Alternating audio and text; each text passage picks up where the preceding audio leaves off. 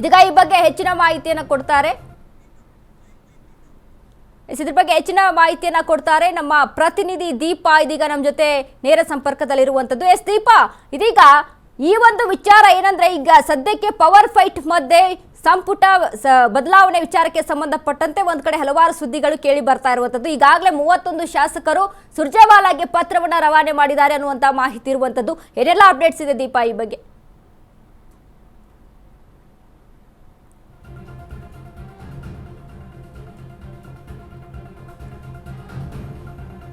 ನಾಯಕತ್ವ ವಿಚಾರ ದೊಡ್ಡದಾಗಿ ಚರ್ಚೆ ಆಗ್ತಾ ಇರುವಂತಹ ಬೆನ್ನಲ್ಲೇ ಜೊತೆಗೆ ಪರೋಕ್ಷವಾಗಿ ಇಬ್ಬರೂ ನಾಯಕರು ಒಂದು ರೀತಿ ಮಾತಿನ ಮೂಲಕ, ಪೋಸ್ಟ್ಗಳ ಮೂಲಕ, ಎಕ್ಸ್ ಖಾತೆಗಳ ಮೂಲಕ ಒಂದಿಷ್ಟು ವಾರ್ ನಡೆಸ್ತಾ ಇರುವಂತಹ ಸಂದರ್ಭದಲ್ಲೇ ಇದೀಗ 31ಕ್ಕೂ ಹೆಚ್ಚು ಜನ ಹೊಸ ಶಾಸಕರುಗಳು ಸುರ್ಜೇವಾಲಾ ಸೇರಿದಂತೆ ಅನೇಕರು ತಮ್ಮ ಹಿರಿಯ ಮುಖಂಡರುಗಳಿಗೆ, ಹಿರಿಯ ನಾಯಕರುಗಳಿಗೆ ಪತ್ರವೊಂದನ್ನು ರವಾನಿಸಿದ್ದಾರೆ. ಯಾವಾಗ ಹಿಂದಿನ ಅಧಿವೇಶನ ನಡೀತು ಅಂದರೆ, ತುರ್ತು ಅಧಿವೇಶನವನ್ನು ಏನು ಕರೆಯಲಾಗಿತ್ತು ನರೇಗಾ ವಿಚಾರವಾಗಿ, ಆ ಸಂದರ್ಭದಲ್ಲೇ ಈ ಒಂದು ಸಹಿಯನ್ನ ಸಂಗ್ರಹ ಮಾಡಲಾಗಿತ್ತು. ಸುಮಾರು 31ಕ್ಕೂ ಹೆಚ್ಚು ಜನ, ಅಂದ್ರೆ ಒಟ್ಟಾರೆ 38 ಜನ ಈ ಬಾರಿಯ ಕಾಂಗ್ರೆಸ್ ಪಕ್ಷದಲ್ಲಿ ಹೊಸದಾಗಿ ಏನು ನೇಮಕಗೊಂಡ, ಅಂದ್ರೆ ಚುನಾಯಿತಗೊಂಡಂತಹ ಶಾಸಕರುಗಳಾಗಿದ್ರು. ಅವರೆಲ್ಲರೂ ಕೂಡ ತಮ್ಮ ಒಂದು ಅನಿಸಿಕೆ, ಅಂದರೆ ಈ ಬಾರಿಯ ಸಚಿವ ಸಂಪುಟ ಏನು ಪುನರ್ರಚನೆ ಆಗುತ್ತೆ ಆ ವೇಳೆಯಲ್ಲಿ ತಮಗೆ ಒಂದು ಮನ್ನಣೆಯನ್ನು ನೀಡಬೇಕು, ಹೊಸ ಸಚಿವರುಗಳನ್ನು ಅಂದರೆ 5 ಜನರಿಗೆ ಅವಕಾಶವನ್ನು ಕೊಡಬೇಕು, ಇಡೀ ರಾಜ್ಯದ ಜನತೆ ತಮ್ಮ ತಮ್ಮ ಕ್ಷೇತ್ರದಲ್ಲಿ ಹೊಸ ಮುಖ ಬೇಕು ಅನ್ನೋದಕ್ಕೆ ನಮಗೆ ಮತ ಹಾಕಿದ್ದಾರೆ, ಮೊದಲ ಬಾರಿ ಶಾಸಕರಾಗಿದ್ದೇವೆ, ವಿಶ್ವಾಸಾರ್ಹತೆ ಮತ್ತು ಪಾರದರ್ಶಕತೆಯಿಂದ ನಾವು ಕೆಲಸ ಮಾಡಬೇಕಾಗಿದೆ, ಮುಂಬರುವಂತಹ 2028ರ ಚುನಾವಣೆಗೆ ಕಾಂಗ್ರೆಸ್ ಪಕ್ಷ ಮತ್ತೆ ಅಧಿಕಾರಕ್ಕೆ ಬರಬೇಕಾಗಿದೆ. ಇದೆಲ್ಲವನ್ನ ಗಮನದಲ್ಲಿಟ್ಕೊಂಡು ನಮ್ಮ 38 ಜನರ ಪೈಕಿ 5 ಜನರಿಗೆ ಸಚಿವ ಸ್ಥಾನವನ್ನು ನೀಡಿ ಅನ್ನುವಂತಹದನ್ನ ಪತ್ರದ ಮುಖೇನ ಮನವಿಯನ್ನು ಮಾಡಿಕೊಂಡಿದ್ದಾರೆ. ಸಹಜವಾಗಿ ಹೊಸ ಶಾಸಕರುಗಳು ಕೇಳುವಂಥದ್ದು, ಹೈಕಮಾಂಡ್ನ ಮುಂದೆ ಮನವಿ ಇಡುವಂತಹದ್ದು ಸಹಜವಾದಂತಹ ಪ್ರಕ್ರಿಯೆ. ಆದರೆ 5-6 ಬಾರಿ ಗೆದ್ದಂತಹ ಶಾಸಕರುಗಳೇ ಸುಮ್ಮನಿರುವಂತಹ ಸಂದರ್ಭದಲ್ಲಿ ತಮಗೆ ಸಚಿವ ಸ್ಥಾನ ಬೇಕು ಅನ್ನುವಂತಹ ಮನವಿಯನ್ನು ಇಡ್ತಾ ಇರುವಂಥದ್ದು ಎಲ್ಲೋ ಒಂದು ಕಡೆ ಅವರ ಮನವಿ ಆಗಿದ್ರೂ ಕೂಡ ಕಾಂಗ್ರೆಸ್ ಪಕ್ಷದಲ್ಲಿ ಅದೊಂದು ಹಾಸ್ಯಾಸ್ಪದ ಅಂದರೆ ತಪ್ಪಾಗಲಿಕ್ಕಿಲ್ಲ.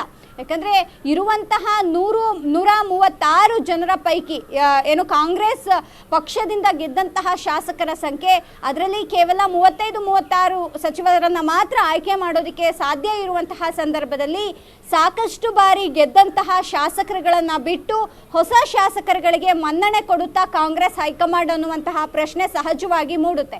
ಇದರ ಜೊತೆಗೆ ಮತ್ತೊಂದು ವಿಚಾರ ಅಂದರೆ, ಅವರು ಆ ಪತ್ರದಲ್ಲಿ ಮೆನ್ಷನ್ ಮಾಡಿರುವಂಥದ್ದು, ಬೇರೆ ಬೇರೆ ರಾಜ್ಯಗಳಲ್ಲಿ ಹೊಸದಾಗಿ ಶಾಸಕರಾದಂತಹವರು CM ಸ್ಥಾನಕ್ಕೇರಿದ್ದಾರೆ, ಸಚಿವ ಸಂಪುಟದಲ್ಲಿದ್ದಾರೆ. ಹಾಗಾಗಿ ಅದನ್ನೂ ಗಮನದಲ್ಲಿಟ್ಟುಕೊಂಡು ನಮ್ಮ ಪೈಕಿ 5 ಜನರಿಗೆ ಕೊಡಿ ಸಚಿವ ಸ್ಥಾನ ಅನ್ನುವಂತಹ ಮನವಿಯನ್ನು ಮಾಡಿದ್ದಾರೆ. ಇದನ್ನು ಹೈಕಮಾಂಡ್ ಯಾವ ಮಟ್ಟದಲ್ಲಿ ಪರಿಗಣಿಸುತ್ತೆ ಅನ್ನೋದರ ಜೊತೆಗೆ ಇರುವಂತಹ ಸೀನಿಯರ್ ಶಾಸಕರುಗಳೇನಿದ್ದಾರೆ ಅವರು ಇದನ್ನ ಯಾವ ರೀತಿಯಾಗಿ ನೋಡ್ತಾರೆ ಅನ್ನುವಂತಹದ್ದು ಕೂಡ ಮುಖ್ಯವಾಗುತ್ತೆ.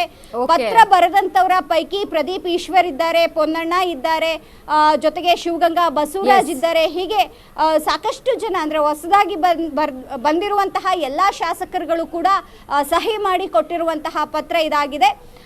ಹಾಗಾಗಿ ಹೈಕಮಾಂಡ್ ಇದನ್ನ ಯಾವ ರೀತಿಯಾಗಿ ನೋಡುತ್ತೆ ಅನ್ನುವಂತಹದ್ದು ಕೂಡ ಇಲ್ಲಿ ಮುಖ್ಯವಾಗುತ್ತೆ. ವನಿತಾ, ಥ್ಯಾಂಕ್ ಯು ದೀಪಾ ನಿಮ್ಮೆಲ್ಲ ಮಾಹಿತಿಗೆ.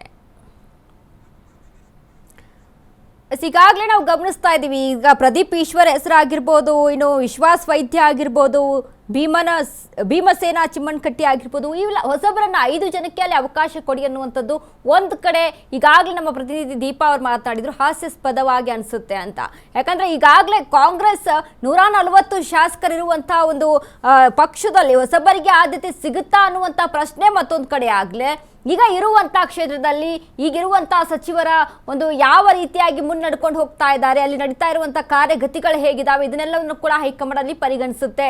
ಯಾಕಂದ್ರೆ ಒಂದ್ ಕಡೆ ಕುರ್ಚಿ ಫೈಟ್ ಈಗಾಗಲೇ ಸಾಕಷ್ಟು ಕಾಂಗ್ರೆಸ್ ಪಕ್ಷಕ್ಕೆ ಒಂದ್ ರೀತಿಯಾಗಿ ಡ್ಯಾಮೇಜ್ ಅನ್ನ ತಂದು ಕೊಟ್ಟಿದೆ ಅನ್ನುವಂತ ಪರಿಗಣನೆ ಇದೀಗ ಹೈಕಮಾಂಡ್ಗೆ ಬಂದಿರುವಂತದ್ದು. ಸ್ಥಳೀಯವಾಗಿ ನಡೀತಾ ಇರುವಂತಹ ಫೈಟ್ ಏನಿದೆಯೋ ಇದು ಹೈಕಮಾಂಡ್ಗೆ ಒಂದ್ ಕಡೆ ತಲೆ ಬಿಸಿಯಾಗಿ ಎದ್ದಿರುವಂತ. ಅದ್ರ ಜೊತೆಗೆ ಸಚಿವ ಸಂಪುಟ ಪುನರ್ರಚನೆ ವಿಚಾರಕ್ಕೆ ಸಂಬಂಧಪಟ್ಟಂತೆ ಇದೀಗ ಮತ್ತೆ ಕೂಗು ಕೇಳಿ ಬರ್ತಾ ಇರುವಂತದ್ದು. ಅದರಲ್ಲೂ 5 ಜನಕ್ಕೆ ಹೊಸಬರಿಗೆ ಅವಕಾಶ ಕೊಡಿ. ಇದೇ ಪ್ರದೀಪ್ ಈಶ್ವರ್ ಅವರು ಮಾತಾಡ್ತಿದ್ರು, ಕಾಂಗ್ರೆಸ್ ಆಫೀಸಲ್ಲಿ ನನಗೆ ಅದು ಬೇಕು ಇದು ಬೇಕು ಕಾಂಗ್ರೆಸ್ ಪಕ್ಷದಲ್ಲಿ ಅನ್ನುವಂಥದ್ದಿಲ್ಲ. ನಾನು DK ಸಾಹೇಬ್ರು ಹೇಗೆ ಹೇಳ್ತಾರೋ, ನಮ್ಮ ಸಿಎಂ ಸಾಹೇಬ್ರು ಹೇಗೆ ಹೇಳ್ತಾರೋ ಹಾಗೆ ಕೇಳ್ತೀನಿ. ಕಾಂಗ್ರೆಸ್ ಆಫೀಸಲ್ಲಿ ಕಸ ಗುಡಿಸಿ ಅಂತ ಅಂದ್ರು, ಕಸ ಗುಡಿಸ್ತೀನಿ ಅನ್ನುವಂಥ ಮಾತನ್ನ ಇದೇ ಪ್ರದೀಪ್ ಈಶ್ವರ್ ಅವರು ಮಾತಾಡಿದ್ರು. ಬಟ್ ಇದೀಗ ಎಲ್ಲರೂ ಸೇರ ಲಾಬಿಯನ್ನ ಮಾಡ್ತಾ ಇರುವಂತದ್ದು ಒಂದ್ ಕಡೆ ಮತ್ತೊಂದಿಷ್ಟು ಪ್ರಶ್ನೆಗೆ ಒಂದು ಎಡೆ ಮಾಡಿ ಕೊಟ್ಟಿರುವಂತಹ ವಿಚಾರ. ಇನ್ನು ಇದ್ರ ಜೊತೆಗೆ ಹೈಕಮಾಂಡ್ ಇದಕ್ಕೆ ತಲೆ ಕೆಡಿಸ್ಕೊಳ್ತಾ ಅಂತ ನಾವು ಇಲ್ಲಿ ಪರಿಗಣಿಸಿ ನೋಡಿದಾಗ ಈಗಾಗಲೇ ಕುರ್ಚಿ ಫೈಟ್ ವಿಚಾರನೇ ಅವರಿಗೆ ಒಂದು ತಲೆ ಬಿಸಿಯಾಗಿರುವಂಥದ್ದು.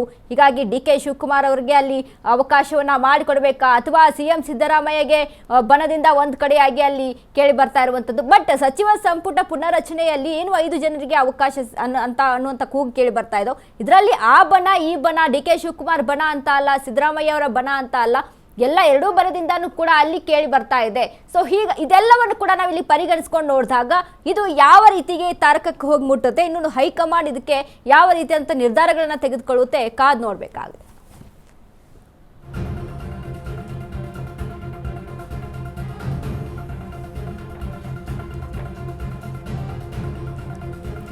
ಪವರ್ ಶೇರಿಂಗ್ ಫೈಟ್ ನಡುವೆ ಕ್ಯಾಬಿನೆಟ್ ರೀಶಫಲ್ ಕೂಗು ಕೇಳಿ ಬರ್ತಾ ಇರುವಂಥದ್ದು. ಇನ್ನು ನೂತನ ಶಾಸಕರಿಂದ ಕ್ಯಾಬಿನೆಟ್ ರೀಶಫಲ್ ಕೂಗು, ಹಾಗಾಗಿ ಸಚಿವ ಸಂಪುಟ ಪುನರ್ರಚನೆ ಮಾಡುವಂತೆ ಒತ್ತಾಯ ಒಂದ್ ಕಡೆ, ಜೊತೆಗೆ ನೂತನ ಶಾಸಕರಿಗೆ ಅವಕಾಶ ಮಾಡಿಕೊಡುವಂತ ಬೇಡಿಕೆ ಸಹಿತ ಇದರಲ್ಲಿ. ಕ್ಯಾಬಿನೆಟ್ಗೆ ತಮ್ಮನ್ನ ಪರಿಗಣಿಸುವಂತೆ ಹೈಕಮಾಂಡ್ಗೆ ಪತ್ರವನ್ನ ಸಲ್ಲಿಸಿದ್ದಾರೆ 5 ಜನರು. ರಾಜ್ಯ ಉಸ್ತುವಾರಿ ರಣದೀಪ್ ಸಿಂಗ್ ಸುರ್ಜೇವಾಲಾಗೆ ಪತ್ರವನ್ನ ಕೊಟ್ಟಿರುವಂಥದ್ದು. 31ಕ್ಕೂ ಹೆಚ್ಚು ಶಾಸಕರಿಂದ ಸುರ್ಜೇವಾಲಾಗೆ ಪತ್ರ.